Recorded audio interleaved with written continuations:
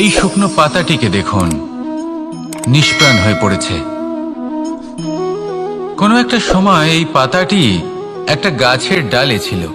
সেই গাছ ওর লালন পালন করত। যখন যখন বাতাস বইত, এই পাতায় কম্পন দেখা দিত, মনকে প্রফুল্ল করে তুলত। কোনো একদিন এই পাতা গাছের ডাল থেকে ঝরে পড়ে গেল। নিঃসন্দেহে ও নিজের স্বাধীনতা পেল, কিন্তু আস্তে আস্তে শুকিয়ে গেল, নিষ্প্রাণ হয়ে গেল। দেখুন, আমি এই কথা বলছি না যে স্বাধীনতা অনুচিত, কখনোই না। কিন্তু যে কোনো পরিস্থিতিতে স্বাধীন হতে চাওয়া এটা নিশ্চিতরূপে অনুচিত। আমরা যদি আমাদের জীবনে পরিবারের গুরুত্ব ভেবে দেখি, তাহলে এই পরিবারে যতই মতভেদ থাকুক না কেন, যতই মনোমালিন্য থাকুক না কেন, যতই বিবাদ থাকুক না কেন, এই সব মিটিয়ে নেওয়া অত্যন্ত প্রয়োজনীয়। সেই সবকিছু সমাপ্ত করা অত্যন্ত প্রয়োজনীয়। কখনো এই পরিবারকে ভাঙতে দেবেন না, কখনো এই পরিবার থেকে দূরে চলে যাবেন না। এই পরিবার হলো আমাদের জীবনের একটা অমূল্য সম্পদ, অমূল্য এক আশ্রয়, যা এই সংসারে হয়তো কোথাও আপনি পাবেন না। তাই একে আগলে রাখুন। ভেবে নিন আপনি পাতা আর আপনার পরিবার সেই গাছ। আসুন আমার সাথে ভালোবেসে বলুন, রাধা রাধা। অনেক সময় আমরা জীবনে অনেক মানুষকে এমন বলতে শুনে থাকি যে আমি অসফল হয়েছি কারণ আমার সময় ভালো যাচ্ছিল না। আমি এই জিনিসটা লাভ করতে চাইছিলাম কিন্তু করতে পারলাম না কারণ আমার সময়টা ভালো যাচ্ছিল না। আমি আমার জীবনে ওই মহান কাজটা করতে চাইছিলাম কিন্তু করতে পারলাম না। কেন? কারণ আমার সময়টা ভালো যাচ্ছিল না। কিন্তু যে মুহূর্তে ভালো সময় আমার জীবনে আসবে, আমি সব কিছু প্রাপ্ত করব। এমন প্রায় প্রত্যেকেই বলেন। আসুন একটা কথা বোঝা যাক। একজন মালিকে দেখুন, সে প্রত্যেক দিন গাছের সেবা করে, তাকে জল দেয়, তার যত্ন আত্তি করে। কেন? প্রত্যেক দিন সেই গাছ ফল দেয় না। সঠিক সময় এলে তবেই সেই গাছ ফল দেয়, কিন্তু প্রত্যেক দিন মালি তার সেবা করে, তাকে যত্ন করে। শুধুমাত্র তখন করে না যখন সেই গাছ ফল দিতে সক্ষম। আর যদি মালি গাছের যত্ন প্রতিদিন না করে, তাহলে হয়তো সেই গাছ ফল দিতেই পারবে না। এটাই হলো আমাদের জন্য একটা শিক্ষা। যখন সময় আমাদের জন্য অপেক্ষা করে না, তখন আপনি সময়ের জন্য কেন অপেক্ষা করছেন? ভালো সময়ের জন্য অপেক্ষা করবেন না। ভালো এবং শুভ কর্ম দ্বারা ভালো সময়কে নিজের কাছে টেনে আনুন। নিরন্তর কর্ম করুন, পরিশ্রম করতে থাকুন। শুভ সময় আপনা থেকেই আপনার কাছে আসবে। আসুন আমার সাথে ভালোবেসে বলুন, রাধা রাধা। একে বালি বলুন, মাটি বলুন বা ধুলো বলুন, এ দিয়ে কত কিছু করা সম্ভব। এ দিয়ে আপনি নিজের বাসস্থান নির্মাণ করতে পারেন, প্রাচীর গড়ে তুলতে পারেন, অট্টালিকা নির্মাণ করতে পারেন। কিন্তু যদি এই বালিকে আপনি মুষ্টিবদ্ধ করে রাখতে চান, তাহলে তা হাত থেকে ফসকে যাবে। আপনি কখনোই একে মুষ্টিবদ্ধ করতে পারবেন না। এরকমই হয় আমাদের জীবন, আর এরকমই হয় সময়। এই মুষ্টিবদ্ধ করা বালির মতো। সময়কে আমরা বাধা দিতে পারবো না, আটকেও রাখতে পারবো না। এ হলো প্রবাহমান। জন্ম থেকে মৃত্যু পর্যন্ত এই যে সময়, তা খুবই সীমিত। আর এই সময় আমরা যেটাই করি তার দ্বারাই আমাদের মূল্য নির্ধারিত হয়। আর এই সংসার থেকে চলে যাওয়ার পরেও এই সংসার এই সব কর্মের জন্যই আমাদের মনে রাখে। তাই যদি আপনি এটা ভাবেন যে আজ যে কর্ম করার ছিল আমি না হয় কাল করে নেব, কাল আমার লক্ষ্যে পৌঁছানোর কথা ছিল আমি পরশু পৌঁছব, না, এই সময় খুব মূল্যবান, একে নষ্ট করবেন না। এই সময়কে সদ্ব্যবহার করুন, মহান হবার পথে অগ্রসর হন। একে যদি মুষ্টিবদ্ধ করে রাখার চেষ্টা করেন, এই সময় থেমে থাকবে না। আসুন আমার সাথে ভালোবেসে বলুন, রাধা রাধা। আমাদের জীবনে অনেক ধরনের ব্যক্তি এসে থাকেন। কেউ কেউ আমাদের সাথে থেকে যান, কেউ আমাদের থেকে দূরে চলে যান। কেউ ভালো মানুষ হন, কেউ খারাপ মানুষ। কিন্তু আমরা সবসময় সেই সময়টাকে নিয়ে দুঃখ প্রকাশ করি যখন আমাদের জীবনে কোনো খারাপ ব্যক্তি প্রবেশ করেন। তারা আমাদের খারাপ অনুভূতি দেন, দুঃখ দেন, কষ্ট দেন। আমরা সবাই তাকে ভালো মন্দ কথা বলি। কিন্তু কেন? এমন বিভিন্ন ধরনের মানুষ, খারাপ মানুষ, ভালো মানুষ সবার জীবনেই আসেন এবং সকলকেই একটা অমূল্য শিক্ষা দান করে যান। এবার আপনি নিজেই ভেবে দেখুন, জীবনে যখন প্রথমবার আপনি আগুন স্পর্শ করেছিলেন তখন আপনি একটা শিক্ষা লাভ করেছিলেন যে আমাকে আগুনের থেকে একটু দূরে থাকতে হবে। তারপর আস্তে আস্তে আপনি শিখলেন যে কিভাবে এই আগুনকে নিয়ন্ত্রণে রাখতে হবে। তারপর আপনি শিখলেন যে কিভাবে নিজের জীবনে তাকে প্রয়োগ করতে হবে, তা সে অন্ধকারে প্রকাশ লাভ করার জন্য হোক বা খাবার বানানোর জন্য। সেইভাবেই কোনো খারাপ ব্যক্তি যখন আপনার জীবনে আসে কোনো শিক্ষা দিয়ে যান, তার প্রতি কৃতজ্ঞ থাকুন। তার বিষয় খারাপ ভাবার বা খারাপ অনুভূতি নিয়ে থাকার কোনো প্রয়োজন নেই। সেই শিক্ষা লাভ করুন, ইতিবাচক মনোভাব নিয়ে জীবনের সামনে এগোতে থাকুন। কেউ নেই যিনি আপনাকে বাধা দিতে পারেন। আসুন আমার সাথে ভালোবেসে বলুন, রাধা রাধা। এই সংসারে অনেক অনেক এমন জ্ঞানী আছেন যারা নিজের সমস্ত জীবন জ্ঞান অর্জন করতে অতিবাহিত করেছেন। এই সংসারে এমন কোনো বেদ নেই, কোনো পুরাণ নেই, কোনো শাস্ত্র নেই, কোনো ভাষা নেই যা ওনারা জানেন না। এমন কোনো বিষয় নেই যা নিয়ে ওনারা কোনো বক্তব্য রাখতে পারবেন না। কিন্তু আমরা এই সকল জ্ঞানীকে কি ভালোবাসতে পারি? এনাদের সকলকে সম্মান করতে পারি না। কারণটা কি? দেখুন, বেদ পড়া একটি আলাদা বিষয়, বেদনা বুঝতে পারা অন্য ব্যাপার। এবং বেদনা বোঝার জন্য, সেই জ্ঞান লাভ করার জন্য আপনাকে মন থেকে করুণা এবং প্রেমের সঠিক অর্থ বুঝতে হবে। সামনের ব্যক্তির বেদনা বুঝতে হবে, তার যন্ত্রণাকে বুঝতে হবে। তারপর যে জ্ঞান আপনি অর্জন করেছেন বেদ থেকে, পুরাণ থেকে, শাস্ত্র থেকে, তা প্রয়োগ করে তার বেদনার নিবারণ করা, সেটা বেশি গুরুত্বপূর্ণ।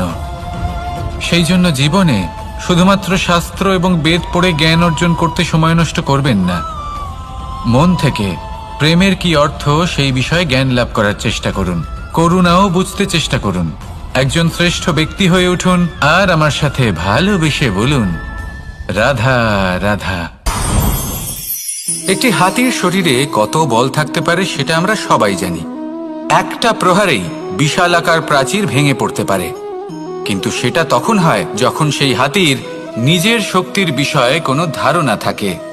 যদি সেই হাতিকেই বন্দি করে নেওয়া হয় তাহলে সেই হাতি তার পরাধীন থাকার অভ্যাস হয়ে যায়। এই পরনির্ভরশীলতা আমাদের শরীরকে নয়, আমাদের মনকে বন্দি করে ফেলে। আর তার পরিণাম হলো এটাই যে আমাদের নিজেদের ওপর নিয়ন্ত্রণ থাকেই না।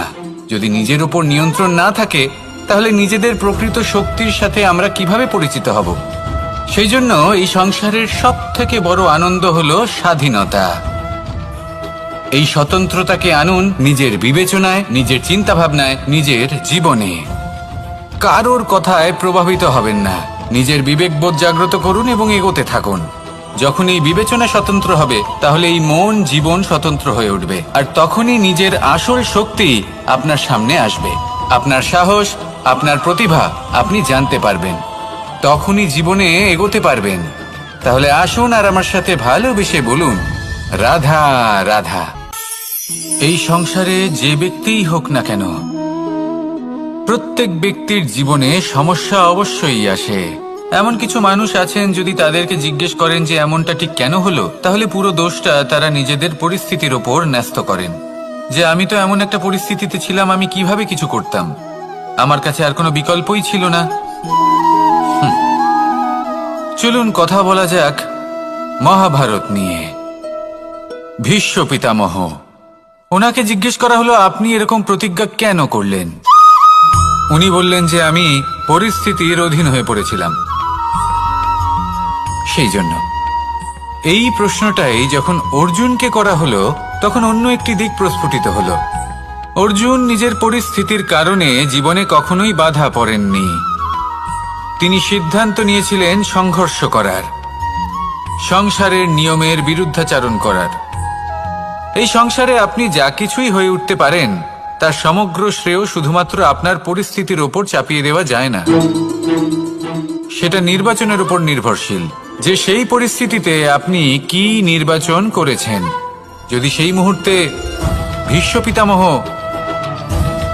স্থিরতার সিদ্ধান্ত নিতেন, বিশ্লেষণ করার সিদ্ধান্ত নিতেন যে কি উচিত কি অনুচিত, কারা ধর্মের পক্ষে কারা ধর্মের বিপক্ষে, যদি শুধুমাত্র অস্ত্র হাতে ধৃতরাষ্ট্র এবং দুর্যোধনের বিরোধিতা করতেন, যদি শুধু এটুকু করতেন, তাহলে মহাভারতের মতো মহাযুদ্ধ কখনোই হতো না।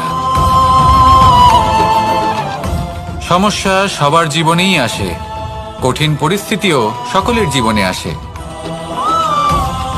সেই ব্যক্তি এগিয়ে যেতে পারেন যিনি শ্রেষ্ঠ নির্বাচন করার ক্ষমতা রাখেন। তাহলে সেটাই করুন আর আমার সাথে ভালোবেসে বলুন, রাধা রাধা।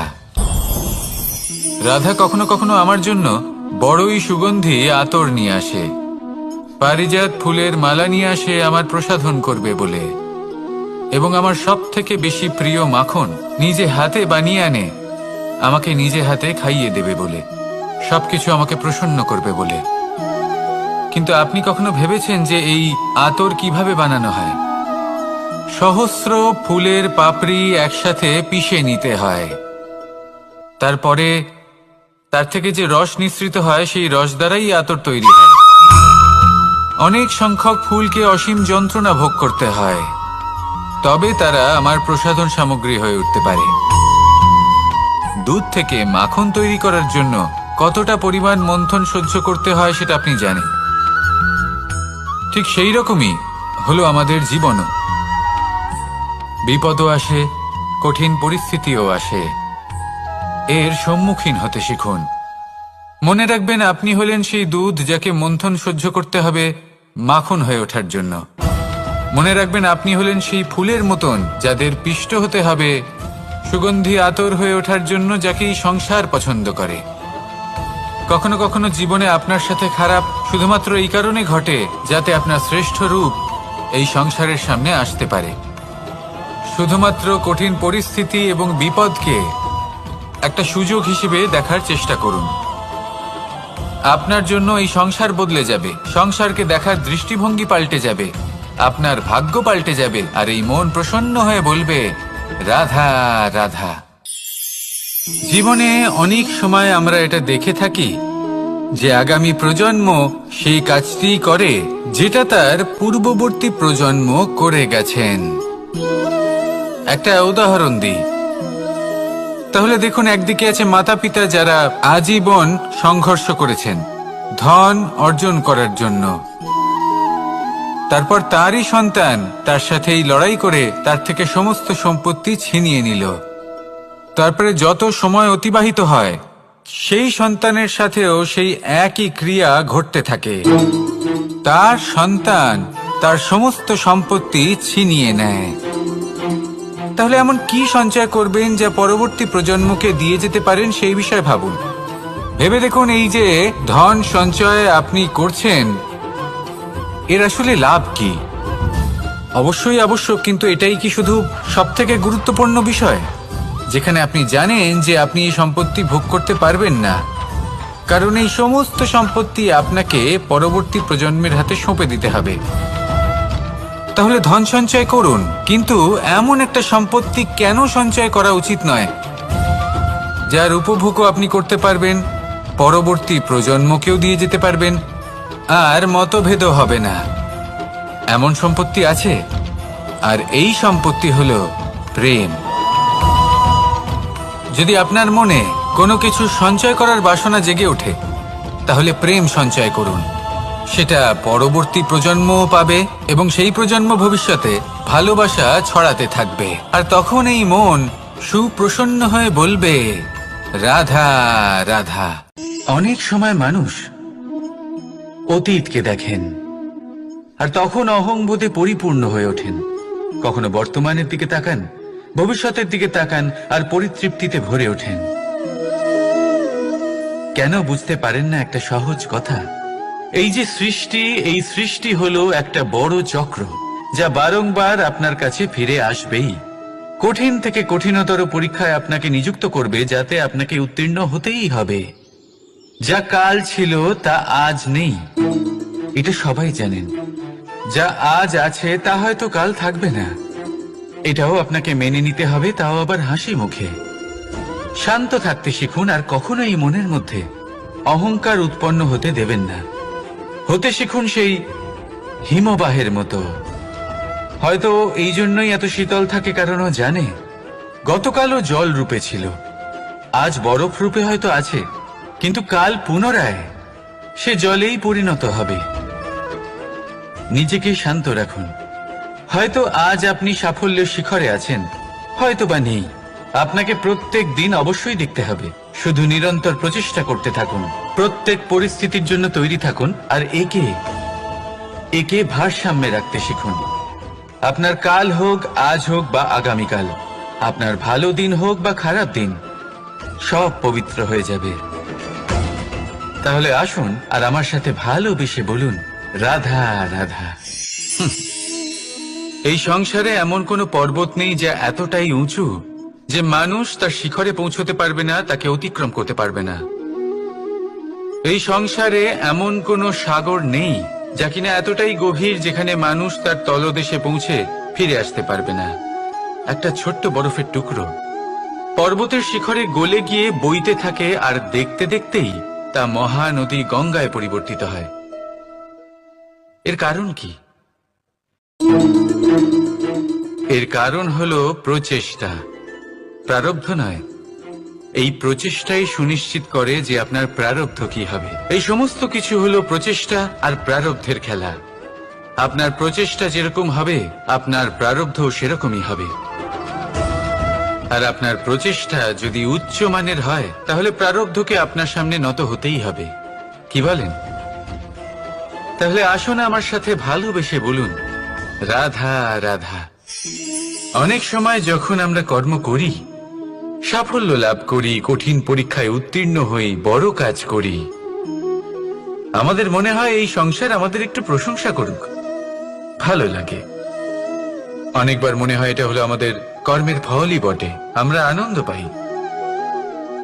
কিন্তু যখন আমরা এই প্রশংসা পাই না, তখন কি হয়? আমরা দুঃখী হয়ে যাই, ভেঙে পড়ি। মনে হয় যেন আমার জন্য কেউ চিন্তাই করে না। এমন মনে হয় যেন আমাদের আনন্দে অন্য কেউ আনন্দই পায় না। অনেক রকম ভাবনা আসে। কিন্তু আমি আপনাকে একটা প্রশ্ন করতে চাই, আপনি যে কাজই করেন না কেন, যে কর্মই করেন না কেন, তা কি শুধুমাত্র প্রশংসার জন্য করেন? যদি এরকম হয়ে থাকে, তাহলে সেই ভাবনা এক্ষুনি ত্যাগ করুন। কারণ এই প্রকৃতি আমাদের অন্য শিক্ষা দেয়।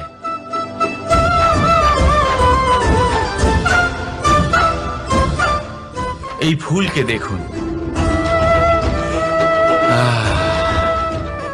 এই যে ফুলের সুবাস, যা আমার মনকে উচ্ছ্বসিত করে তোলে, মনে শক্তির সঞ্চার করে, এই সুগন্ধ। কিন্তু ভেবে দেখুন, ফুলের কিন্তু এই কাজ করার জন্য কোনো প্রশংসারই প্রয়োজন হয় না। এটাই হলো প্রকৃতির শিক্ষা। যিনি সৎ হন, সৎকর্ম করেন, তার কোনো প্রশংসার প্রয়োজন হয় না, কারণ ওনার কর্মই হলো ওনার সুবাস। মনে রাখবেন, আতর নকল ফুলে দেওয়া হয়, প্রকৃত ফুলের তার কোনো প্রয়োজন হয় না। সেইভাবেই আপনিও কর্ম করতে থাকুন শুভ চিন্তা নিয়ে।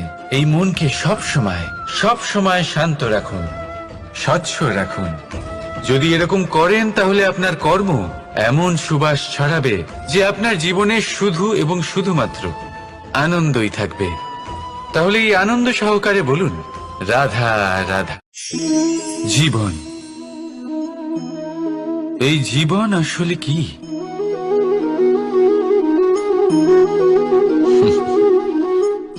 এই প্রশ্ন সবার মনেই এসে থাকে। সবার মন এই প্রশ্নের জন্যই চিন্তিত থাকে। এই জীবন আসলে কি? এর উদ্দেশ্য আসলে কি? কি করা যেতে পারে এই জীবনে? এই জীবন কি কিছু পাওয়ার, নাকি এই জীবন কিছু হারাবার? এই জীবন কি আসলে সেটাই যেখানে আমাদের পরমাত্মার খোঁজ করা উচিত, নাকি আমাদের ধাবিত করা উচিত নিজেদের স্বপ্নের লক্ষ্যে? এই জীবন আসলে কি? এই জীবন আসলে অত্যন্ত সরল। এ হলো শান্ত জলের মতো, একটা আয়নার মতো এই জীবন। এই জীবন আসলে ঠিক যেন এক আয়নার মতো। আয়না কি করে? আপনাকে সেটাই দেখায় যা আপনি করে থাকেন। আপনি হাসি মুখে আয়নার দিকে তাকান, আয়না আপনাকে আপনারই মুখ দেখাবে সেই হাসি সমেত। আপনি রেগে গিয়ে আয়নার দিকে তাকান, আয়না আপনাকে সেটাই দেখাবে। আপনি প্রসন্নভাবে হেসে আয়নার দিকে তাকালে আয়না আপনাকে সেটাই দেখাবে। এটাই হলো জীবন, একটা আয়নার মতো। আপনি এটা ভাববেন না যে এই জীবন আপনাকে কি দিয়েছে, বরং এটা ভেবে দেখুন যে আপনি এই জীবনকে কি প্রদান করেছেন। যদি আপনি এই জীবনকে সুখ প্রদান করেন, আনন্দ দিতে পারেন, ভালোবাসা দিতে পারেন, তাহলে এই জীবনও আপনাকে সুখ, আনন্দ আর ভালোবাসাই দেবে। তাহলে আসুন এই সুখ, আনন্দ আর ভালোবাসা দিয়ে বলুন, রাধা রাধা। সংসারে অনেক সময় এরকম হয় যে আমরা খুব সমস্যায় থাকি, খুব বিপদের মধ্যে থাকি। আর সেই সমস্ত মানুষ যারা আমাদের কাছের মানুষ, আমাদের আপনজন, তারা আমাদের ত্যাগ করে চলে যান। আমরা এই সময় দুঃখ পাই, নিরাশ হয়ে পড়ি এবং একা একাই সেই সমস্যাকেও কাটিয়ে উঠি। এবার পরিস্থিতি যেমন খুশি হোক না কেন, সেই সব মানুষ যারা এমন সময় আপনাকে ত্যাগ করেছেন, তাদের প্রতি ক্রুদ্ধ হওয়া, অভিমান করা, এটা অনুচিত। আমি বলবো তাদের প্রতি কৃতজ্ঞ থাকুন। আমি বলবো তাদের ধন্যবাদ জানান যে তারা এমন সময় আপনার সঙ্গ ত্যাগ করেছেন যখন আপনার তাদের সব থেকে বেশি প্রয়োজন ছিল। কারণ দেখুন, হয় তাদের বিশ্বাস ছিল যে আপনি নিজেই এই বিপদ থেকে বেরিয়ে আসতে পারবেন, বা তাদের ত্যাগ করার জন্য আপনি নিজের উৎসাহ বাড়িয়ে তুললেন, আপনি নিজের শক্তি বাড়ালেন এবং নিজে সেই সমস্যা থেকে বেরিয়ে আসলেন। নিজের খারাপ সময়কে আপনি নিজেই ভালো সময় করে তুললেন। শেষ পর্যন্ত আপনি আরো শক্তিশালী হয়ে উঠলেন, আরো শ্রেষ্ঠ হয়ে উঠলেন। আর এটাই তো আপনার বিজয়, যার কারণ হলো তাদের আপনাকে ত্যাগ করা। তাহলে তাদের ধন্যবাদ জানান আর আমার সাথে ভালোবেসে বলুন, রাধা রাধা। দোল উৎসবে এই সমগ্র সংসার রং নিয়ে খেলা করে, কিন্তু এই রঙের সারমর্ম এই সংসার কি জানে? কখনো দেখেছেন একটা চিন্তিত মুখ শুধুমাত্র রঙের স্পর্শ পেয়ে আনন্দিত হয়ে ওঠে? দোলে আমরা কি করি? পুরাতনকে ত্যাগ করি আর নতুনকে স্বাগত জানাই। শিশিরকে বিদায় জানিয়ে এক সুন্দর, এক নতুন ঋতুকে আগমন জানাই। দুশ্চিন্তা দূর করে আসার নতুন রঙে রঙিন হয়ে ওঠা, নিজেকে আনন্দিত করা, এটাই তো হলো দোল। এবার দোলের একটা ব্যাপার আছে, দুটো রঙে একসাথে রঙিন হওয়া যায় না। একটা রং উঠলে তবেই আরেকটা রং লাগা সম্ভব। আরো একটা প্রশ্নও রয়েছে, কোন রংকে তুলে দিয়ে কোন রং মাখানো যেতে পারে? যদি আপনাকে উদাহরণ দিই, লোভের এই রং, তা যতক্ষণ লেগে থাকবে আনন্দের রং লাগতে পারবে না। যা হয়েছিল দ্বারকাবাসী এবং সামন্তক মণির মধ্যে। ভ্রান্তির রং যতক্ষণ লেগে থাকবে সত্যের রং লাগতে পারবে না, যা হয়েছে রুক্মিণীর সাথে। আর হিংসার এই রং যতক্ষণ লেগে থাকবে প্রেমের রং ততক্ষণ লাগতেই পারবে না, যা হয় আপনার আমার সবার সাথে।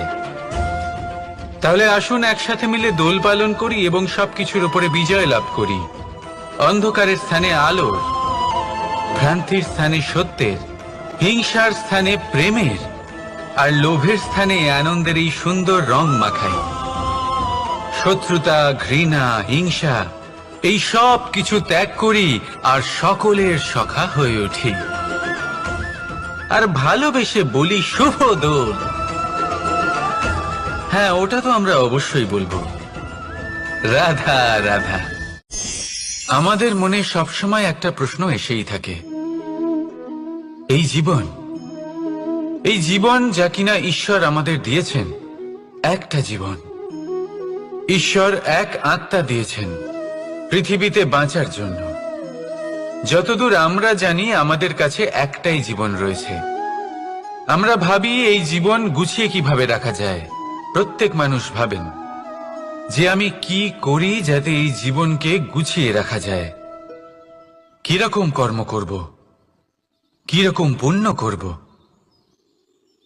কি ধরনের শাস্ত্র পড়ব যাতে আমি সেই জ্ঞান অর্জন করি যাতে জীবনটা সুন্দর করে তুলতে পারি। আমাদের সমগ্র জীবন কেটে যায় এই প্রশ্নের উত্তর খুঁজতে, সেই শাস্ত্র অধ্যয়ন করতে। এমন অনেক মানুষ তাও বুঝতে পারেন না। আসুন আজ আমি আপনাকে একটা সহজ কথা বলি, যার দ্বারা আপনি নিজের জীবন সুন্দর করবেন। জীবন, জিহ্বা, এদের দুজনেরই হলো একটাই রাশি। জিহ্বা অর্থাৎ আপনার কথা, এই কথাকে সংযত রাখুন, একে সুন্দর করে তুলুন, মধুর কথা বলুন, যতটা সম্ভব একে নিয়ন্ত্রণে রাখুন। আপনার জীবন সুন্দর হয়ে উঠবে। কারণ এই শব্দ হয় অত্যন্ত শক্তিশালী। এটা হলো এমন এক বন্ধন যা আপনার সামনের মানুষকে আপনার ব্যক্তিত্বের সাথে জুড়ে দিতে পারে। তাই এই শব্দ সংযত রাখুন, একে সুন্দর করে তুলুন। আপনার জীবন আপনা থেকেই সুন্দর হয়ে উঠবে।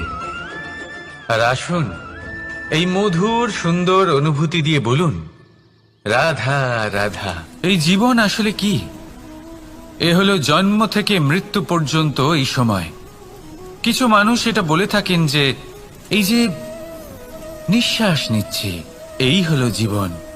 আর প্রত্যেক ব্যক্তি, প্রত্যেক প্রাণী, তাদের নিঃশ্বাস নির্ধারিত থাকে, নির্দিষ্ট হয়ে থাকে। তাকে সেই নির্ধারিত নিঃশ্বাস নিতেই হয়, তারপর তিনি মৃত্যু লাভ করেন। কিন্তু এটা কি সত্যি? সত্যি কি মনুষ্য জীবন এই নিঃশ্বাসের উপর নির্ধারিত থাকে? এই নিঃশ্বাসের গণনাই কি মনুষ্য জীবনের অস্তিত্ব? কখনোই নয়। মনুষ্য জীবন শুধু কিছু নিঃশ্বাস নয় যা একদিন থেমে যাবে। মনুষ্য জীবন হলো সেই নিঃশ্বাসের মধ্যেকার সেই সময় যা দেখে অন্য কারোর নিঃশ্বাস স্তব্ধ হয়ে যেতে পারে। সেই মুহূর্ত যেখানে মানুষ আপনার মধ্যে সেই প্রেম দেখতে পারে, আপনার সাহস দেখতে পারে, আপনার শক্তি দেখতে পারে, আপনার চেষ্টা দেখতে পারে, আপনার পরিশ্রম দেখতে পারে, অন্যায় আর দুর্নীতির বিরুদ্ধে আপনার যুদ্ধ দেখতে পারে। জীবনে গুরুত্বপূর্ণ সেই মুহূর্ত, সেই সময় যেটা আপনি বেঁচে আছেন। সেই সময়ে আপনি এই সংসারের অন্য ব্যক্তিদের জীবন বাঁচার একটা দিশা দেখাতে পারেন, একটা প্রেরণা যোগাতে পারেন, শক্তি দিতে পারেন, আশা দিতে পারেন। তাই জীবনে এটাই করুন, এমন একটা জীবন যাপন করুন যা অন্যের জন্য আদর্শ হয়ে থাকে। এটাই করুন আর আমার সাথে ভালোবেসে বলুন, রাধা রাধা। আমরা সবাই নিজেকে স্বচ্ছ রাখতে চাই, শুদ্ধ রাখতে চাই, পবিত্র রাখতে চাই। আর দেখতে গেলে এটা হলো আমাদের কর্তব্যও বটে। এবার এটার জন্য আমরা কি না করি। যখনই আমরা সকালে উঠি তখন উঠেই আমরা দাঁত মাজি। দিনে যখনই আমরা সময় পাই কিছু সুগন্ধি খাদ্য খাবার চেষ্টা করি যাতে আমাদের মুখ থেকে দুর্গন্ধ না আসে, বরং সুগন্ধ আসে। এই পা দুটো আমরা শুদ্ধ রাখার জন্য, পবিত্র রাখার জন্য যখনই আমরা বাড়ির বাইরে যাই পাদুকা পায়ে দিয়ে যাই, আর যখন ফিরে আসি আমরা জল দিয়ে পা ধুয়ে নিই। মনে রাখবেন, সেই ব্যক্তির মুখ হলো সব থেকে বেশি পবিত্র যে মুখ দিয়ে ঈশ্বরের নাম নেওয়া হয়। যার বাণী হলো অত্যন্ত শুভ, যা মানুষের পথ প্রদর্শন করে, যা মানুষকে শান্তি দেয়। যদি এই হৃদয়কে আপনি পবিত্র করতে চান, তাহলে মানবতাকে বুঝতে হবে, মানুষের দুঃখগুলিকে বুঝতে হবে, তবেই এই হৃদয় পবিত্র হবে। এই পা দুটো যদি আপনি পবিত্র করতে চান, তাহলে কোনো তীর্থস্থানে যান। ওখানে হয়তো আপনি জানেনও না যে কতজন সৎপুরুষ, কতজন মহাপুরুষ এসেছেন। তাদের চরণের ধুলো সেখানে পড়েছে, যা আপনার চরণ শুদ্ধ করে তুলতে পারে। যদি এই হাতগুলি আপনি পবিত্র করতে চান, তাহলে এই হাত দিয়ে শুভ কর্ম করুন, দান করতে শিখুন। আর যদি এই আত্মা আপনি পবিত্র করতে চান, একটাই বিকল্প আছে, প্রেম, শুদ্ধ নিঃস্বার্থ প্রেম। এই প্রেম বিতরণ করতে থাকুন, আপনি শুদ্ধ থাকবেন, পবিত্র থাকবেন। আসুন আমার সাথে ভালোবেসে বলুন, রাধা রাধা। কখনো এটা ভেবে দেখেছেন কোনো বিশেষ স্থানে বা বিশেষ পরিস্থিতিতে সবথেকে বেশি গুরুত্বপূর্ণ কি হতে পারে? যদি শরীরের কথা বলি, তাহলে সবথেকে বেশি গুরুত্বপূর্ণ হলো মস্তিষ্ক আর মন। যদি ব্যবসার কথা বলি, তাহলে সবথেকে গুরুত্বপূর্ণ হলো ধন। রাজ্যের বিষয়ে কথা বললে সবথেকে গুরুত্বপূর্ণ হলো রাজা। আর সমাজের কথা যদি বলি, তাহলে সবথেকে গুরুত্বপূর্ণ হলো আমাদের গুরু। এবার এই সব গুরুত্বপূর্ণ কারণ এদের হাতেই সব থাকে। দেখুন, হয় এরা আমাদের উত্থানের পথে নিয়ে যেতে পারে, অথবা আমাদের পতনের দিকে নিয়ে যেতে পারে। এবার যদি কোনো অসামান্য রাজা হন, যিনি কিনা সত্যবাদী, যিনি একজন ভালো রাজা, তাহলে তিনি সেই দেশকে, সেই রাজ্যকে বিকাশের পথে নিয়ে যাবেন, আর নয়তো অন্ধকারের পথে নিয়ে যাবেন। যদি এবার গুরুর কথা বলা হয়, তাহলে জেনে রাখুন, গুরু যদি শ্রেষ্ঠ হন, তাহলে সংস্কৃতির সর্বশ্রেষ্ঠ স্তরে উনি এই সমাজকে নিয়ে যাবেন। যদি গুরু পাখণ্ডী হন, লোভী হন, লালসাগ্রস্ত হন, তাহলে এই সমাজেও এই পাখণ্ডতা, এই লোভ, এই লালসাই প্রকাশিত হবে। ঠিক এইভাবেই জীবনে, মানুষের জীবনে প্রেমেরও এক গুরুত্বপূর্ণ স্থান রয়েছে। যদি মানুষের মনে প্রেম থাকে, তাহলে ধরে নিন সে জীবিত রয়েছে, আর যদি না থাকে, তাহলে সে মৃতই প্রায়। যদি রাধা কৃষ্ণের বিষয়ে কথা বলি, বলবো কৃষ্ণের জীবনে যদি রাধা থাকে, তাহলেই কৃষ্ণ হলো কৃষ্ণ। আর যদি রাধা না থাকে, তাহলে কৃষ্ণ হলো যে কোনো পশুরই সমান। আসলে পশু থেকে মানুষ হওয়ার এই যে যাত্রা, এর আধার হলো প্রেম। এই প্রেমকে মনে জাগ্রত করে রাখুন, আর আমার সাথে ভালোবেসে বলুন, রাধা রাধা। প্রেম, এই প্রেম আসলে কি?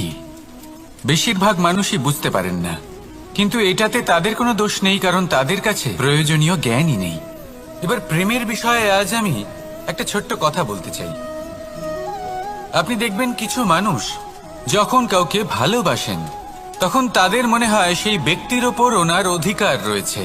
এবার সেই অধিকারের বোধে ফেঁসে গিয়ে নিজেই ক্রুদ্ধ হয়ে বসেন, যে ও আমার কথা মনে করলো না, ওর স্মৃতিতে আমার কোনো স্থান নেই, ও আমার সাথে কথাই বলতে ভুলে গেছে, ইত্যাদি ইত্যাদি অনেক কারণ হতে পারে। আমি আপনাকে একটা প্রশ্ন করি, এই যে স্মৃতিগুলি, এটাই কি ভালোবাসা? কখনোই নয়। প্রেম তো হলো সেই আবেগ, সেই বোধ, যা এক সুগন্ধিত ফুলের মতো আপনার জীবনকে, আপনার মনকে আনন্দিত করবে, প্রসন্নতার দ্বারা ভরিয়ে তুলবে। প্রেম হলো সেই বোধ। তাই যদি আপনি প্রেমকে বুঝতে চান, তাহলে প্রেমের ভাবনাকে বোঝার চেষ্টা করুন। প্রেমকে যদি যাপন করতে চান, তাহলে আবেগের দ্বারা যাপন করুন, স্মৃতির দ্বারা নয়। স্মৃতির কি আছে? আজ আছে, পরবর্তীকালে নাও থাকতে পারে।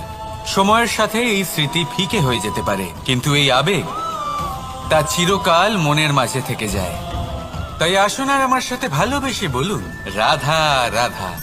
রাজ্য, শাসন, সাম্রাজ্য, সংস্থাপনা, এগুলিকে সফল কখন বলা যেতে পারে?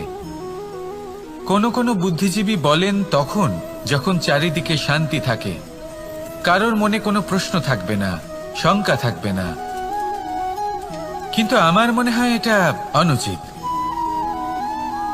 কোনো রাজ্যের পক্ষে বা কোনো শাসনকালে সব থেকে বড় সংকট তখন আসে যখন সব থেকে বেশি যোগ্য ব্যক্তি বা সব থেকে বেশি বিদ্বান ব্যক্তিও শুধু মুখদর্শক হয়ে বসে থাকেন।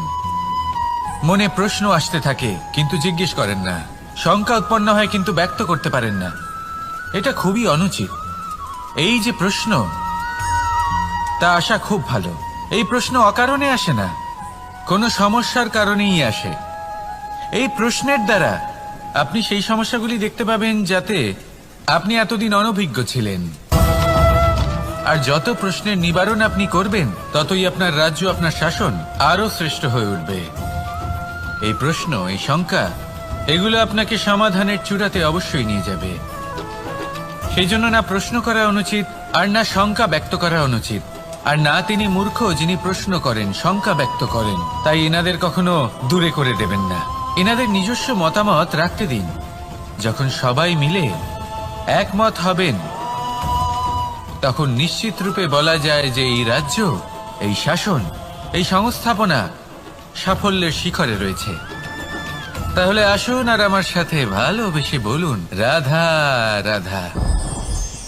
প্রকৃতি, নিয়তি কখনোই কারোর সাথে পক্ষপাত করে না, প্রত্যেককে জীবনদান দেয়, সমান সুযোগ প্রদান করে। এটা সেই ব্যক্তির উপরে নির্ভর করে যে সে কিভাবে তার থেকে লাভবান হয়ে উঠবে।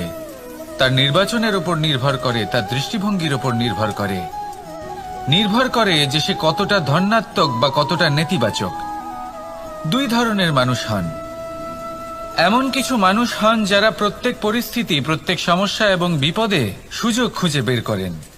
আর কিছু এমন মানুষ রয়েছেন যারা যে কোনো সুযোগে কোথাও না কোথাও থেকে একটা সমস্যা খুঁজে বের করেন। এবার আপনি কি চান? আপনি সুযোগ চান, তাহলে সুযোগ পাবেন। আপনি সমস্যা পেতে চান, সমস্যা তো আপনি চাইলেই খুঁজে পাবেন। চয়ন আপনারই, যে আপনি কতটা ধনাত্মক থাকতে চান, কতটা নেতিবাচক থাকতে চান। ধনাত্মক থাকুন, জীবনে সব কিছু সম্ভব হবে। আসুন আর আমার সাথে ভালোবেসে বলুন, রাধা রাধা। যখনই আমরা কথা বলি জলরাশির বিষয়ে, যখন আমরা তুলনা করি, তখন আমাদের খুব ভালো লাগে মিষ্টি সরোবর, পুকুর, নদী। আর আমরা অপেক্ষা করে থাকি সাগরের জন্য, সমুদ্রের জন্য। কেন করি?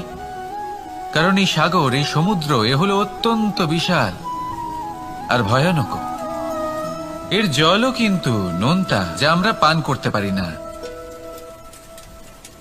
কখনো ভেবে দেখেছেন এই সমুদ্রের অন্তরে এই নোনতা জল, এই নোনতা ভাব, এটা আসে কোত্থেকে? এই যে সমুদ্র, যে প্রবাহমান নদীর থেকে যে খনিজ নির্গত হয়, তার ভান্ডার হলো এটা। সেই খনিজকে নিজের অন্তরে গ্রহণ করে, সেই নোনতা ভাব নিজের মধ্যে সমাহিত করে, আর তারপর সেই নোনতা জল বাষ্পে পরিণত হয়ে ওপরে উঠে যায়, যা মেঘ হয়ে আপনার ওপর মিষ্টি বৃষ্টি হয়ে ঝরে পড়ে। এ হলো সমুদ্রের ত্যাগ, যার জন্য আপনি মিষ্টি জল পান করতে পারছেন, সে নদী থেকেই হোক বা সরোবর থেকে। সেই জন্যই হয়তো সাগর হলো এত মহান, হয়তো সেই জন্যই রত্ন সাগরে পাওয়া যায়। তাই মনে রাখবেন, ক্ষমতা তারই হয় যে ত্যাগ করতে জানে, কোনো বিষকে নিজের মধ্যে ধারণ করে নিতে জানে। তাহলে আপনিও এটাই করুন, এতটাই শক্তিশালী হয়ে উঠুন, আর আমার সাথে ভালোবেসে বলুন, রাধা রাধা। বৃষ্টির ফোঁটা কত ছোট, কিন্তু সাগর কত বড়। হিমখণ্ড কত ছোট, হিমালয় কত বড়। কত পার্থক্য আছে দেখুন। দশরথ পুত্র রাম আর শ্রীরাম, দেখুন একটা ফোঁটা একসাথে মিলিত হয়ে তখন এই বিশাল সাগর তৈরি হয়। সকল হিমখণ্ড যখন একসাথে মিলিত হয়, তখন এই বিশাল মহান হিমালয় গঠিত হয়। সেইভাবেই একটা ছোট্ট বনবাস দিয়ে শুরু হয়েছিল একটা যাত্রা, রাম থেকে শ্রীরাম হবার পথে, মর্যাদা পুরুষোত্তম হবার জন্য। কিন্তু এর থেকে আপনি কি শিখলেন? বিন্দু আসলে মহান নয়, মহান হলো সাগর। হিমখণ্ড মহান নয়, মহান হলো হিমালয়। অর্থাৎ কোনো মহান কাজ করার জন্য বা মহান হবার জন্য আপনাকে আরম্ভ করতে হবে ছোট থেকে। একটা অত্যন্ত সরল কিন্তু একটা গুরুত্বপূর্ণ কথা আমি আপনাকে বলতে চাই। দেখুন, আরম্ভ করার জন্য প্রথমেই আপনার মহান হবার কোনো প্রয়োজন নেই, কিন্তু হ্যাঁ, মহান হবার জন্য প্রথমে আরম্ভ করা অত্যন্ত প্রয়োজনীয়। আপনি যদি শুরুই না করেন তাহলে কখনো মহান হতেই পারবেন না। প্রকৃত নিষ্ঠা দ্বারা আরম্ভ করুন। আপনার পদক্ষেপ, আপনার কর্ম যতই ক্ষুদ্র হোক না কেন, তা করতে থাকুন, নিরন্তর চেষ্টা করতে থাকুন। তারপর দেখবেন এই যে মহানুভবতা নিজে পথ চলে আপনার কাছে আসবে। তাই আপনি এটাই করুন আর আমার সাথে ভালোবেসে বলুন, রাধা রাধা।